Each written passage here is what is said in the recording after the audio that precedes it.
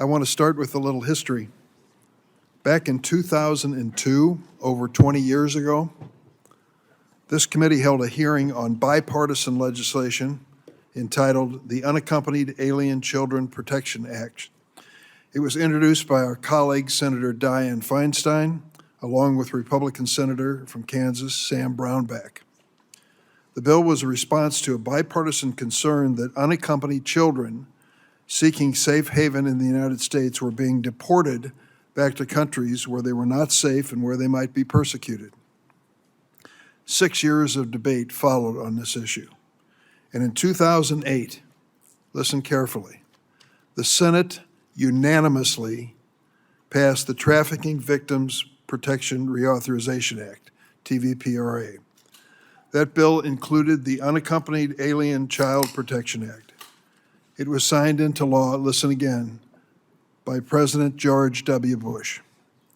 Sadly, since then, the immigration debate has devolved into a much more partisan issue. And often, then vulnerable children are the victims of that political battle. During the Obama administration, some Republicans falsely claimed that the DACA program, which the president initiated at my urging, to protect dreamers for deportation, was the reason that unaccompanied children were fleeing to our border. I've heard that argument made by one senator on the floor repeatedly. When the Trump administration began and unaccompanied children were still coming, some Republicans claimed the TVPRA of 2008 was really to blame. They're ignoring the obvious. The world was and still is in the midst of the worst refugee crisis in modern history. And we used to believe a bipartisan approach to this would have a moral and legal responsibility created to protect vulnerable children who are fleeing persecution. We've received about 10 or 12,000 migrant children in the city of Chicago sent to us from the governor of Texas and other Republican leaders in states. I've made a point of trying to meet some of these people and understand what led them to this desperate situation. It's heartbreaking. It was less than 2 weeks ago that I was at a Piotrowski Park shelter in the city of Chicago and met with 50 or 60 of these mothers and their kids. The kids are little kids who have made this death-defying journey to the United States. And you think to yourself, who in their right mind, what parent in their right mind would subject their kids to the danger of that journey? How desperate they would be to have that happen. And you see it over and over again. They felt that they couldn't feed their children or the children couldn't exist in a safe way in their countries any longer, and they were prepared to risk their lives and the lives of their children to make the journey. This is an issue that should transcend politics. So I've tried to be consistent in my oversight efforts, whether the president was Republican or Democrat. I vigorously opposed President Trump's inhumane family separation policy, and I immediately raised concerns following recent reports that unaccompanied children were being exploited. Ranking Member Graham and Immigration Subcommittee Ranking Member Cornyn, along with other Republican members of the committee, sent a letter asking me to hold this hearing.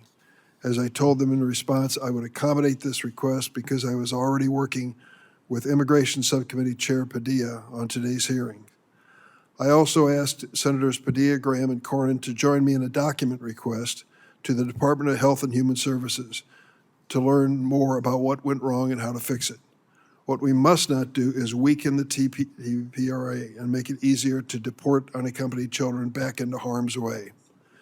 Our laws require that these children are screened for human trafficking, housed in child-appropriate settings, reunified with any family in the United States while they await their immigration proceedings.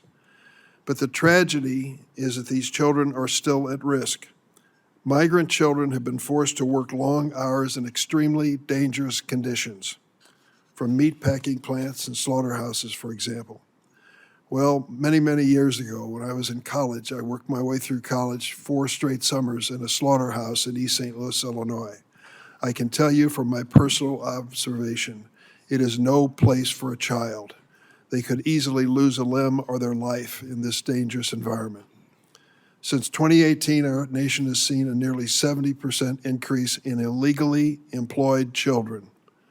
Earlier this year, I demanded the Department of Labor and Health and Human Services do more to protect these kids. Both have made some progress, but not enough. And let's not forget our responsibility on this side of the table. It's no secret that employers throughout our country are struggling to find workers.